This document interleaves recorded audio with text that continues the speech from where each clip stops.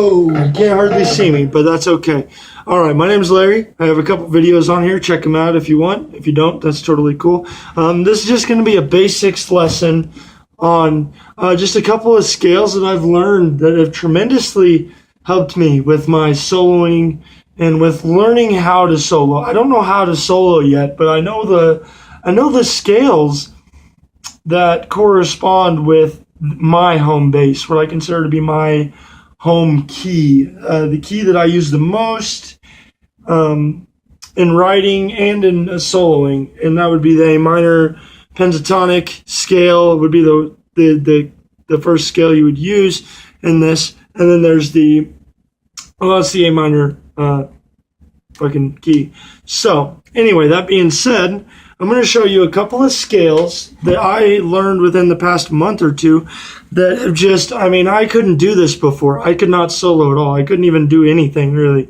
All I knew was the minor pentatonic, and that's it. I didn't know the extensions. I didn't know any of the scales that went with that minor pentatonic, and I didn't know how to tie any of the notes together.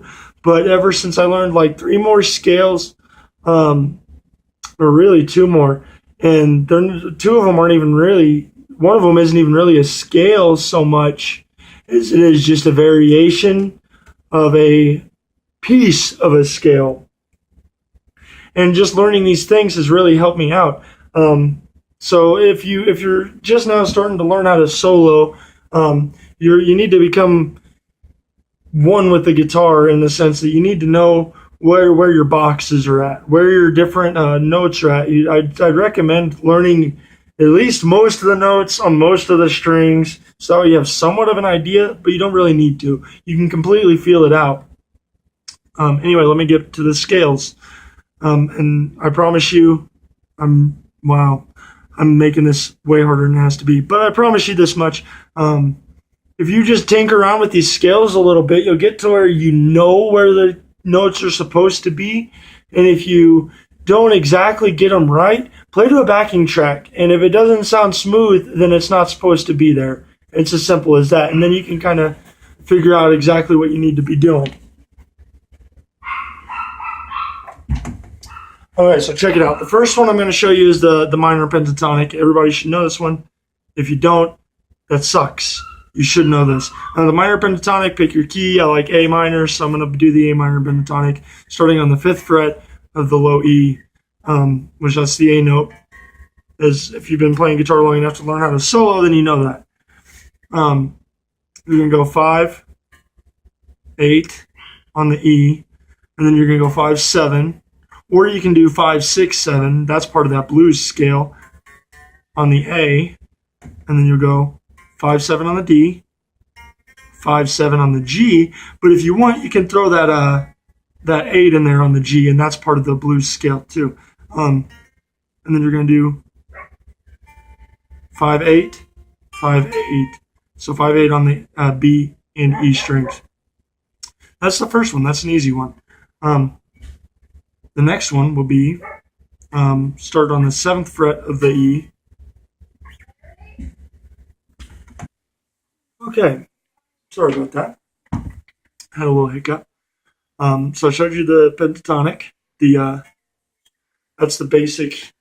That's like home base. That's the easy one. That's the one that's the most comfortable. You just kind of get to where you need to learn that scale for sure, and that's good on any key. You can do it in B. You can do it in C. You can do it in D too. You can do it anywhere. The pentatonic stays the same no matter where you go. The next, I'm not even sure what scale this is.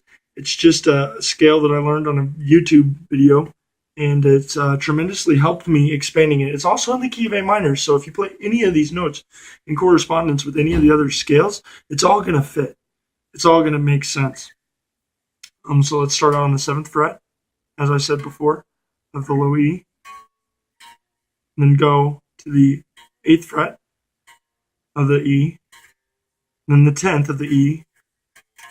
So that's what you got so far. And you repeat that same pattern on the A, so you're going to go 7, 8, 10.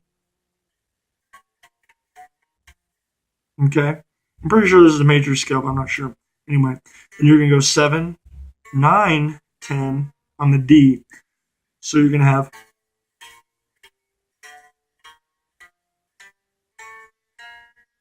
that's the major scale right there. But there's more to it.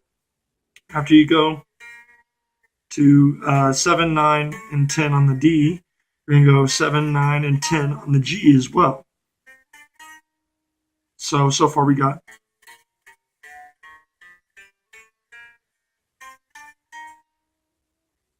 okay, that's pretty simple. And then next you're going to go on the 8th fret of the B, 10th fret of the B, 12th of the B. Sorry, I lost my train of thought there for a second. Brothers here now. So you're going to go, I do 8, 10, and 12 on the B, and then 8, 10, 12 on the E. Now coming back, because you're going to go backwards with this scale too. You're going to go 13 on the E, 12 on the E, 10 on the E.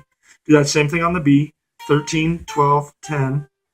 On the G, you're going to go 12, 10, 9. Same thing for the D. 12, my 10, brother's 9. the best rock star ever. He's the best. He's the best. He's my brother. I didn't hire him to say this, by the way. I did not do this. So you're going to go 10 or 12, 10, and 9 on the G, 12, 10, 9 on the D, which if you noticed, if you go 12, 10, 9, 10 and 9 on the D are already part of that first part of the major scale of this scale. See? It's just played backwards.